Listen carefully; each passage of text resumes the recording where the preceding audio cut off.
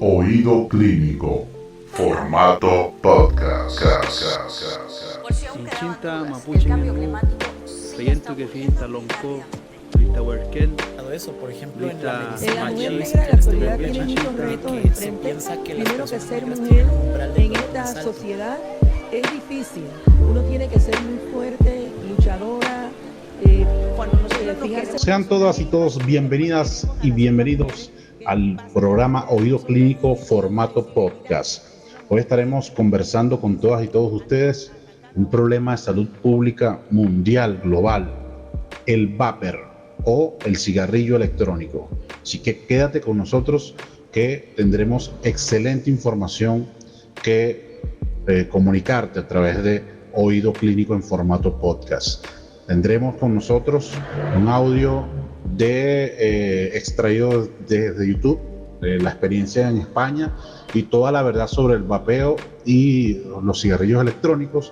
Y además tendremos a la doctora Carmen Villadiego, quien es especialista en pediatría y neonatología de Argentina. Nos va a comentar su experiencia como pediatra neonatólogo en Argentina y además cómo afecta esto a las edades más tempranas a jóvenes, niñas y niños. Así que quédate allí en Oído Clínico, que este es el formato podcast. Oído Clínico, formato podcast. Los cigarrillos electrónicos han venido pegando fuerte los últimos años, convirtiéndose en un instrumento con un uso muy extendido en todo el mundo. De hecho, en nuestro país, la mitad de los estudiantes de entre 14 a 18 años reconocen que lo han probado al menos una vez. 3 son las principales razones de su consumo. La primera, como sustituto del tabaco. La segunda, porque es mejor para la salud que este último. Y la tercera, porque es simplemente una moda. Son muchas las personas que creen que por no haber una combustión de una hoja o un papel es una buena alternativa para poder fumar sin fumar. Quizás tú seas una de ellas. ¿Pero qué tan cierto es esto? Los datos que nos llegan cada día contradicen estas creencias. A mediados de 2019 en Estados Unidos se reportó un brote de más de 2.000 pacientes hospitalizados por problemas en las vías respiratorias. Al cuadro clínico que presentaban estos pacientes se le denominó EVALI, por sus siglas en inglés E-Cigarette or Vaping Use Associated Lung Injury, es decir, lesiones pulmonares asociadas al uso de cigarrillos electrónicos y de vapeo. A la vista de este problema de salud pública, las autoridades comenzaron una investigación para esclarecer las causas y tomar medidas. Dada la época en la que apareció, quizás muchos piensen que eran casos de COVID cuando circulaba, pero todavía se desconocía su existencia. Pero nada más lejos de la realidad. La investigación descartó por completo que la enfermedad proviniera de un virus o una bacteria. Además, lo verdaderamente extraño de todo esto es que los pacientes presentaban una media de edad muy baja, en torno a los 24 años. Por lo que se cree que, a diferencia de las patologías que provienen de fumar cigarrillos convencionales que pueden tardar años en aparecer, los síntomas del EVALI son muy rápidos. Además de las lesiones en el tracto respiratorio, el EVALI produce en el paciente agravamiento de enfermedades como el asma, el EPOC o la fibrosis quística. Además, los investigadores encontraron restos de vitamina E, en concreto acetato de tocoferol, en las muestras de los pacientes. Un compuesto que, curiosamente, se utiliza como espesante y acompaña a muchos líquidos de los que llevan THC. Pero no nos adelantemos, veremos más adelante qué compuestos químicos llevan estos líquidos. Tras estas investigaciones, los expertos recomendaron que se prohibiera el uso de sabores en los líquidos de los cigarrillos electrónicos en diversos estados de los Estados Unidos. A pesar de que el vapeo es relativamente moderno, poco a poco vamos conociendo con evidencias lo que muchos ya sospechaban desde hace tiempo. En realidad, todo comenzó en Pensilvania, en el año 1963, donde Herbert Gilbert, un fumador de cigarrillos y chatarrero, inventó el vaping. El dispositivo de Gilbert, muy parecido a los modernos cigarrillos electrónicos, funcionaba con pilas y vaporizaba un líquido para su inhalación. El propio Gilbert era consciente de los peligros del tabaco y estaba convencido de que su instrumento podría salvar a la gente de los efectos nocivos del tabaco, ya que no contenía nicotina. Gilbert era un adelantado a su época. Por desgracia para él, su dispositivo nunca llegó a producirse en masa. En aquellos años, los cigarrillos eran muy comunes y aceptados por la sociedad, pudiendo fumar tranquilamente en espacios públicos sin ningún problema, por lo que todavía no existía un mercado para una alternativa saludable al tabaco. In a repeated national survey, doctors in all branches of medicine, doctors in all parts of the country were asked, "What cigarette do you smoke, doctor?" Once again, the brand named most was Camel. Yes, according to this repeated nationwide survey, more doctors smoke Camels than any other cigarette. Why not change to Camels for the next 30 days? Y atento a lo que voy a decirte ahora.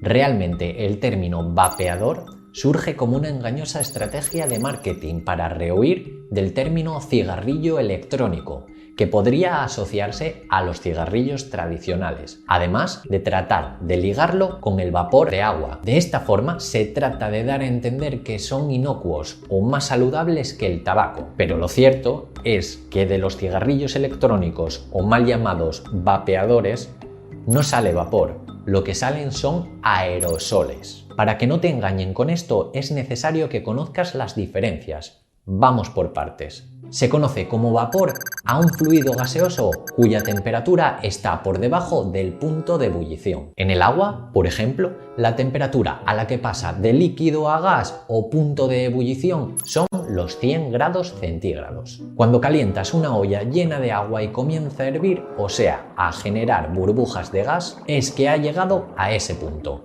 Apagas el fuego y sin un aporte de calor, la temperatura comienza a bajar. Sin embargo, el gas continúa saliendo del líquido por un largo tiempo. Esto es el vapor. Los aerosoles, por el contrario, son una suspensión de partículas diminutas de entre 100 a 160 nanómetros de sólidos o líquidos. Vamos, lo que viene siendo un spray. Es como si dividiéramos el líquido en millones de pequeñas gotitas sin cambiar su estado de agregación. Es decir, que continúa siendo líquido. Así que de vapor tiene poco. El problema de algunos aerosoles es que debido a su pequeño tamaño podrían adherirse mucho más a las vías respiratorias, provocando el mismo daño o incluso un daño mayor. Ahora bien, ¿cómo son exactamente los vapeadores, estos instrumentos que generan el aerosol? Estos dispositivos consisten en un pequeño depósito o cartucho que contiene el líquido que mediante un sistema electrónico y un atomizador genera el aerosol de la mezcla. Llegados a este punto, seguramente te estás preguntando qué demonios llevan estos líquidos y si son realmente seguros. Presta atención. Principalmente los líquidos utilizados en los cigarrillos electrónicos llevan disolventes orgánicos como glicerina y propilenglicol y en ocasiones se les añade también nicotina. Es cierto que a veces se usan aceites que pueden contener algún tipo de droga o incluso otras personas le echan directamente marihuana al cigarro electrónico. Pero hoy vamos a centrarnos en los líquidos convencionales que no contienen ningún tipo de droga ilegal. Como les iba diciendo, la glicerina y el propilenglicol son unos compuestos muy utilizados en la fabricación de cosméticos, jabones e incluso jarabes, pero la inhalación tras su combustión puede llegar a ser verdaderamente peligrosa. Además, al ser sometidos a calentamiento se produce la descomposición térmica, es decir, se rompen en otros pequeños compuestos orgánicos que pueden ser mucho más peligrosos, como son el formaldehído, el acetaldehído y la acroleína, compuestos que son mutagénicos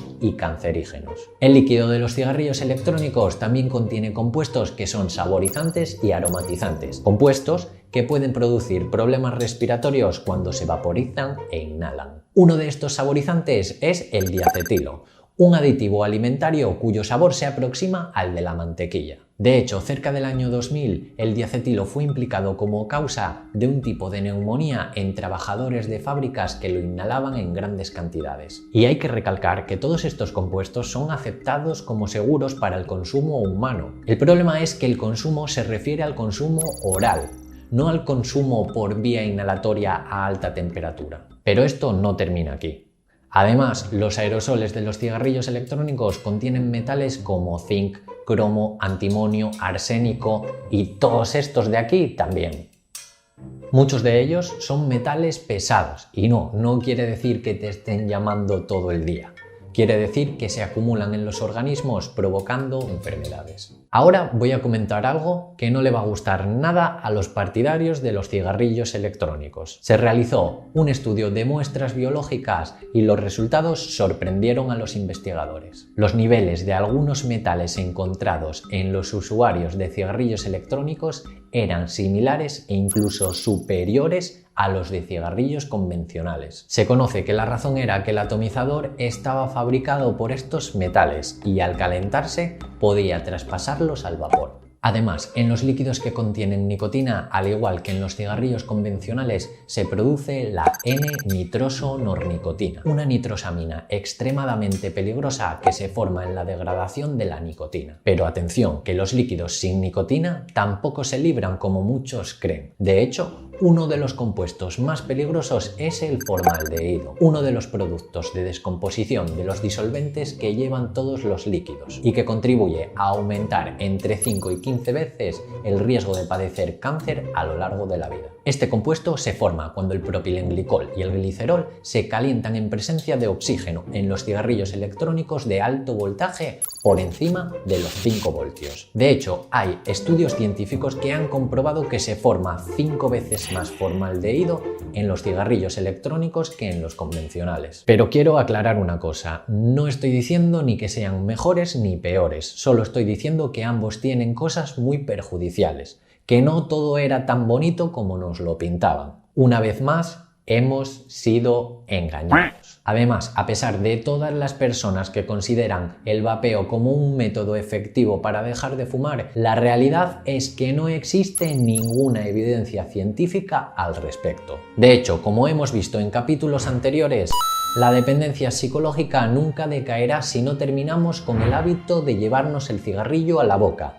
Y eso es indiferente de que el cigarrillo sea convencional o electrónico. Sí que es cierto que el hecho de que no contengan nicotina los hace menos adictivos, pero la dependencia psicológica y la toxicidad producida por los otros compuestos que no son nicotina permanecerá. Por lo tanto, no son tan maravillosos como se podría pensar. De hecho, hay indicios que apuntan más a la posibilidad de que sea una puerta de entrada para no fumadores y jóvenes que un método para dejarlos. Lo mejor que puedes hacer es no meter nada en los pulmones que no sea aire. Todavía falta mucho por saber en los efectos a mediano y largo plazo, pero las evidencias nos dicen que hay que tener mucho cuidado al respecto. Oído Clínico.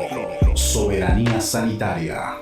En un artículo del Ministerio de Ciencia y Tecnología reportan que a principios del mes de junio fue publicada en Gaceta Oficial número 42.641 la resolución que establece la regulación de la fabricación, importación, exportación, distribución, comercialización, uso, publicidad y promoción de los sistemas electrónicos de nicotina, sean o cigarrillos electrónicos en la República Bolivariana de Venezuela. El objetivo de esta normativa legal es regular el registro, control y vigilancia sanitaria en cuanto a la venta, fabricación y comercialización de los denominados cigarrillos electrónicos con el fin de evitar los graves daños que ocasionan estos productos en la salud de la población.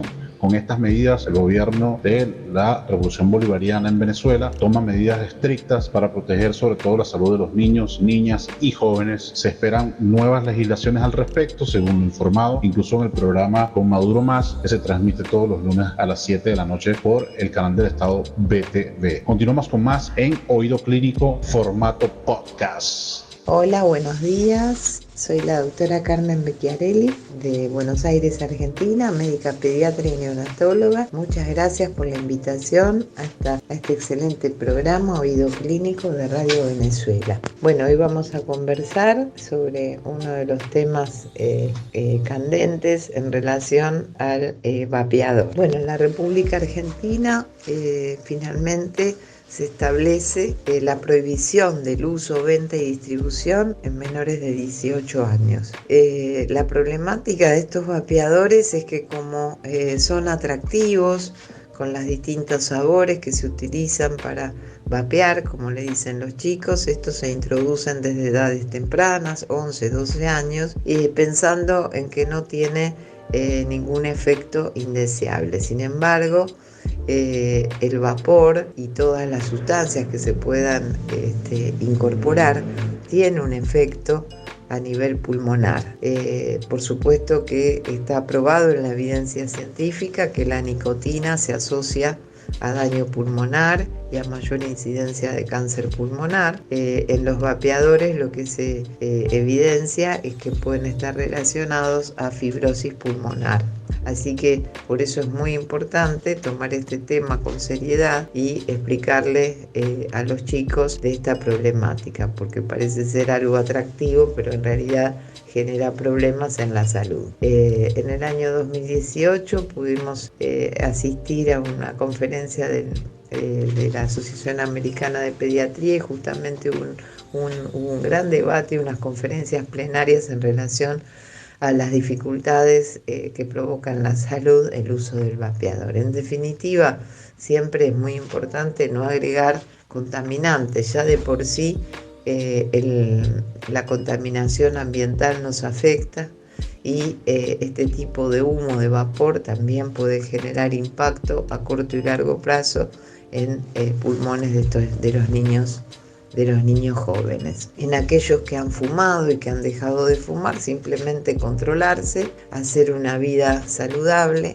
hábitos de buena salud a nivel nutricional y deporte y por supuesto tener la revisión anual en el caso de chicos adolescentes o de adultos jóvenes con su médico de cabecera, clínico pediatra, para tratar de controlar estos aspectos y si es necesario, de acuerdo a la evolución, se realizará algún chequeo médico como es una radiografía de tórax, control de la saturación y demás. Pero como siempre, lo más importante es el hábito saludable, la comida sana y el ejercicio físico. Y para las nuevas familias es muy importante, aquellos que son jóvenes y tienen un bebé, hay que evitar el humo del cigarrillo, el humo del vapeador y siempre favorecer la lactancia materna. Bueno, muchísimas gracias. Esto fue Oído Clínico, formato podcast. Una producción de Osimaben, con la colaboración de Gladys Open Mejías del IBIC y el proyecto Salud Intercultural Afrodescendiente. Chinta, Mapuche, Sayento que finta Lonco, Lista Huerquén. Eso, por ejemplo, en la medicina mujer china, negra, la actualidad tiene muchos que retos se enfrente. piensa que las Primero que personas ser negras mujer tienen un umbral de en dolor esta más alto. sociedad es difícil. Uno tiene que ser muy fuerte, luchadora, Cuando nosotros nos fijarse queremos bien en sus nosotras metas. mismas, después queremos a las otras mujeres que pasan delante de nosotras y podemos decirle, mira, eres una mujer bella y tenemos que decirlo a cada una.